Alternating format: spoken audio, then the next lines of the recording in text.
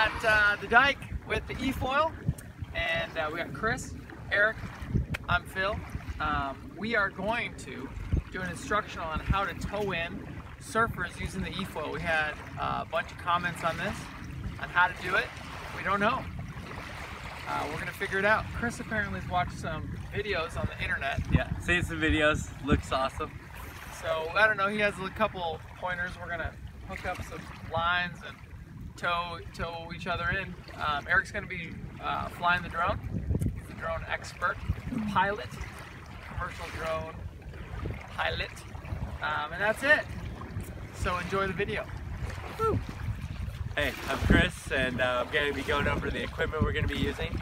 So we have the 5.6 Lift Efoil board, and then we're going to be using the 200 wing on the lift with the Neil Pride large wing with a foil mount on the bottom of my surfboard. First gen foil mount. Still going. 2 years later. Look at that. Tearing it up. All right.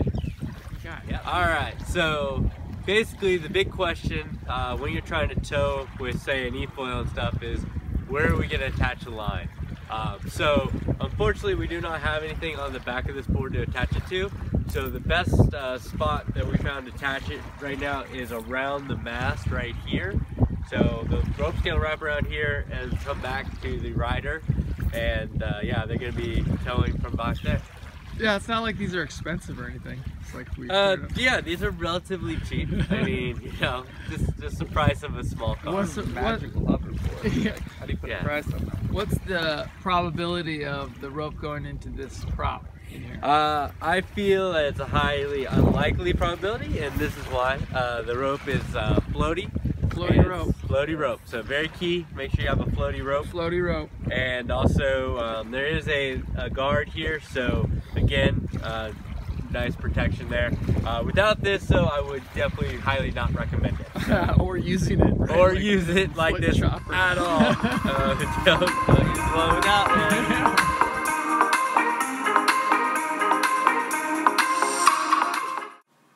All right, so here we go. Hooked up with the short line. That line's probably, what, 12 to 15 feet long, not even. Short line helps a ton, as we found out, you know, pulling people behind the ski and so forth.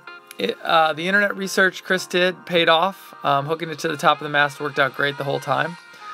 The way we ended up starting is exactly what you see here, where, you know, the person driving the E-foil kind of gets going up on a plane on his knees, and then waits for the person being towed to be up on a foil before he stands up. And then once he's up, he's just really careful on the throttle control.